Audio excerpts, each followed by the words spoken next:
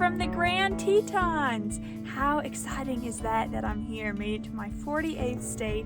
I can't tell you how thankful I am for every place I've been. I'm a little sad it's ending, but I know there's more adventures to come, and it's just so much, so many feelings. Last night I just parked somewhere in Jackson, which is a town nearby, and it was really, really cold. So I'm very lucky I have my new super puffy or double puffy from Get Out Gear. This is a hiking blanket, not a hiking blanket, an outdoors blanket. If you watched my Kansas video, I showed you the first one I got. That was the down puffy. This is synthetic. It's puffier, which is really nice because with all these cold mornings, I need all the coziness I can get. This morning, as all the people in the parking lot are staring at me, because I slept somewhere where I couldn't really get out and make breakfast, that's what I'm doing here, but didn't realize how busy this parking lot was. Oh, okay, I cut that short because I was feeling self-conscious, but I'll tell you more about that blanket tonight. At the same time, though, this isn't the first time people have stared at me for doing something weird in public, and I'm sure it won't be the last. Anyway, let's get to hiking. The first hike we're going to do today is in the area of Jenny Lake, which is the most popular area here in Grand Tetons, and we're going to do the trail to Inspiration Point and also see a waterfall on the way. I think it's called Secret Falls. When I was getting recommendations from a ranger about what trails to do, I said, I'm a solo hiker. I do know there's grizzly bears here. What would you recommend? And he said, grizzly bears are up here, black bears are down here, and that's where we'll be hiking. If you're a solo hiker, I definitely recommend doing this area and carrying bear spray just in case. Here's the first view of the water. I'm sure that's just a stream leading up, but oh gosh, is that beautiful!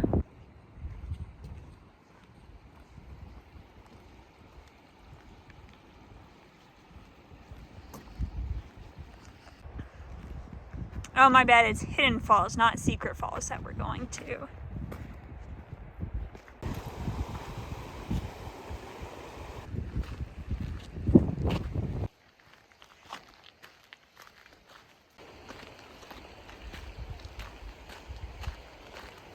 I cannot stop smiling. This is the most colorful day of my life. And I've been to Prague. All the colors are out today. Yellow in the aspens, red in bushes, green in the trees and other bushes and plants, blue in this beautiful blue sky and the water. Even the mountains, even though they're not colorful necessarily, you know, they're gray, but they're so jagged, there's so many shadows, and it just looks so cool, so beautiful.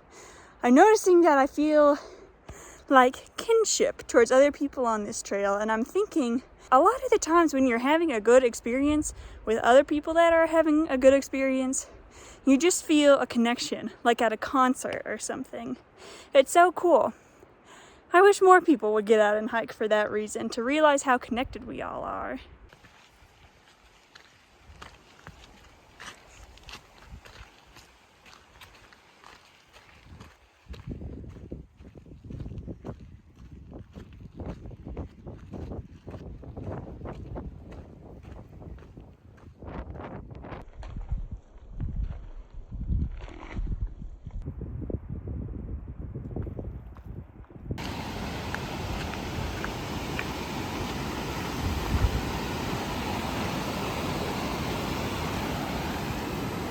I almost got impaled while taking that shot.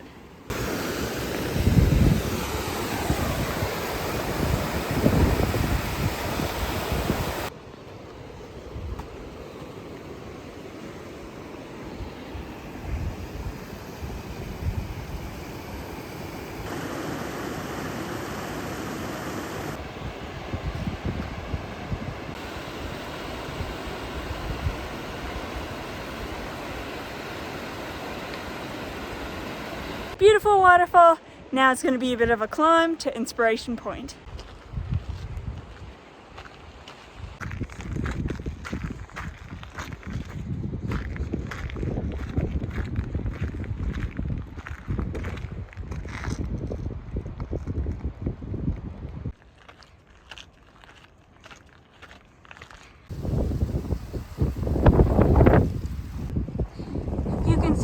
people sort of in blue. That's where I'm going. Looks tough.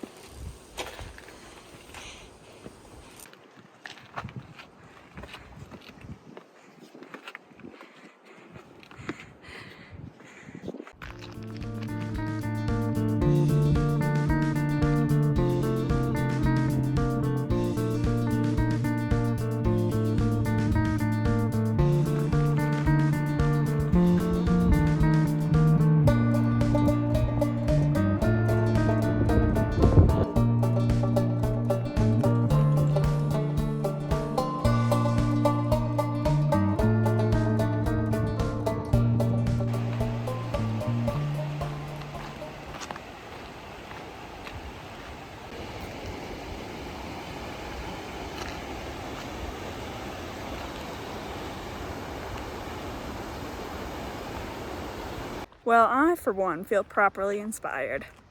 Inspired to hike back, eat lunch, and go on another trail. And while I walk back, I can tell you about some history and fun facts of the Grand Teton I found out when I went to the visitor center yesterday. So, let's see.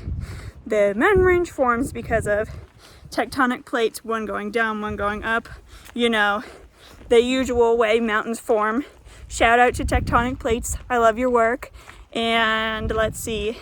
I think the tallest peaks are like in the 13,000 feet range, but they look super big just because they don't have any foothills. So it's kind of a obstacle illusion. Climb Mount Whitney before 5 a.m. and then talk to me about tall mountains. Just kidding. That was a very hard thing to do. I'm not bragging like it was easy. The tectonic plate that went up formed the mountains, and the tectonic plate that went down formed the valley where Jackson and Jackson Hole are. About the name Jackson Hole, Hole meant valley, and the guy that named it after his buddy, the guy that went with him on this expedition. First I thought, that's kind of interesting that he named it after his buddy instead of himself. And then I thought, could there be a double meaning to the word hole?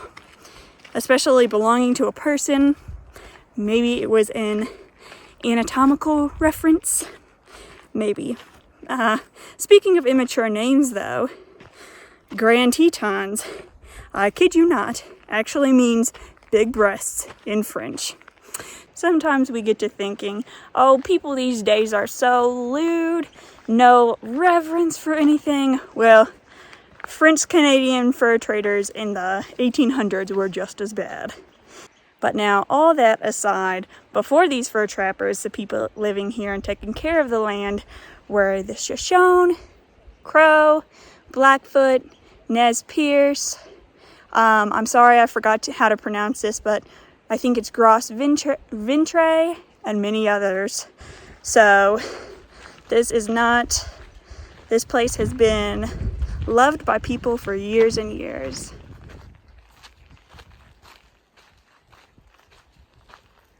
After a lovely lunch of peanut butter and crackers, I drove to the Lee Lake Trailhead. You could walk from where I was to String Lake Trailhead, but it's half a mile, and I'm trying to finish this trail kind of quickly so I can see animals and do other stuff today. Look for animals, I should say.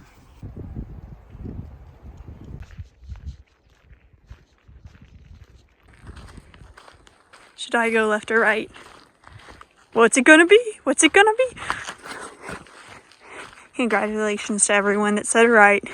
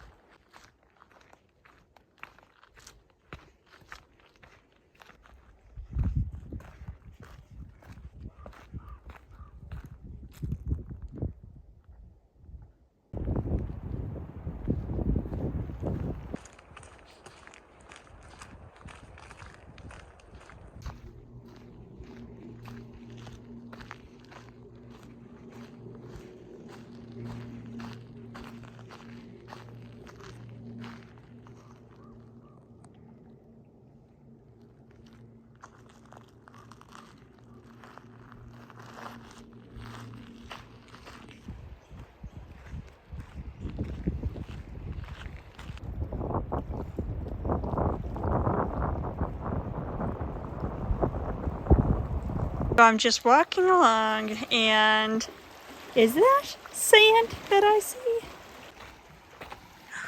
It is sand. What? This looks crazy. Down the trail a little further. Woods, woods, woods. Oh, cool. It's a campsite. Oh. And another tropical beach.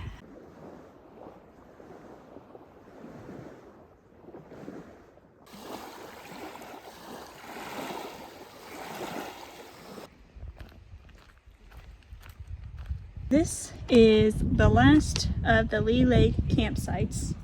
And so I'm gonna go explore the beach on this one. I did know that this sort of beach was here, but still, I didn't imagine it would be like this.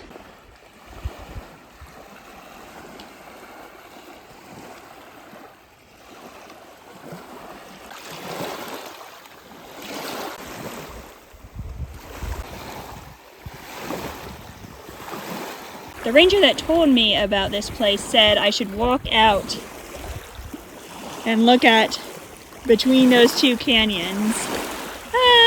It's October. It's in the 60s today. I'm wearing shorts, but still it's not hot. But I always think, if today was my last day, what would I wish I had done? Oh, that looks cold. I'm just kidding, it's actually not, well, it's cool, but it's not icy, which I was expecting. I cannot believe how clear this water is. This is so amazing. I am standing in a lake in the Grand Tetons in October. Once in a lifetime stuff out here. Can you believe it?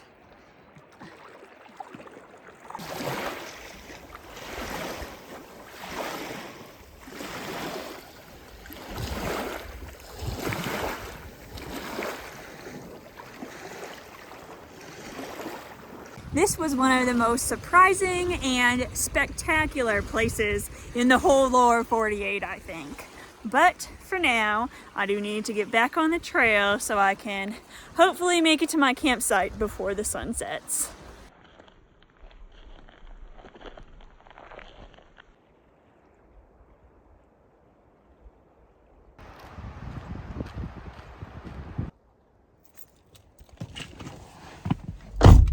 That was a good hike. I should go hiking more often.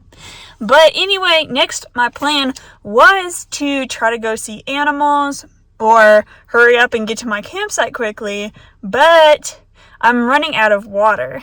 Most times when I'm just driving around in my van, I see water pumps.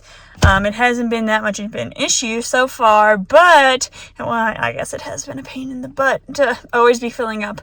But anyway, now I need to go look for water because I haven't found any for the past couple of days. I don't have enough to, like, brush my teeth tonight and in the morning, so that's not good. I gotta stay hydrated. Gotta have my water needs met.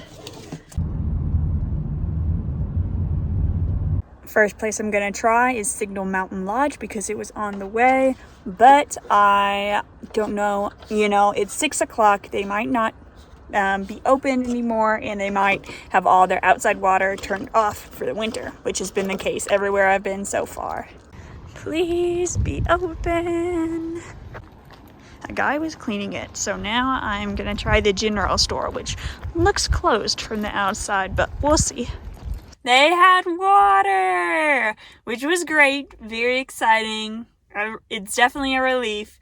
But while I was in there, they sold a bunch of food, and I was like, oh gosh, I'm gonna have to go sit outside and cook and be cold, and all I really have right now is pasta and soup to choose from, because when I went to the grocery, I was very cold, and those were the only things that sounded good.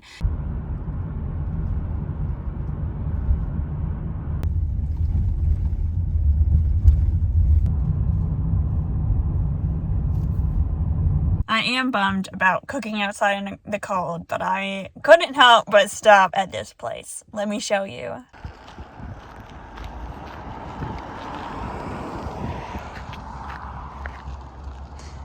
This is just a pullout beside the road, but how colorful.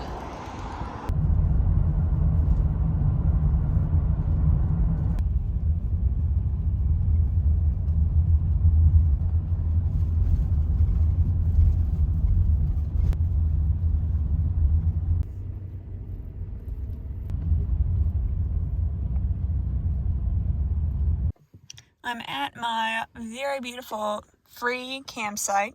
There's the Tetons. While I was driving, I had the heat going. I need to put my window covers up as soon as possible to trap that heat that's built up in here now. I can feel it cooling down already. Step 2 was to bundle up so I don't lose the heat that I already have, and bring everything outside that I need to cook.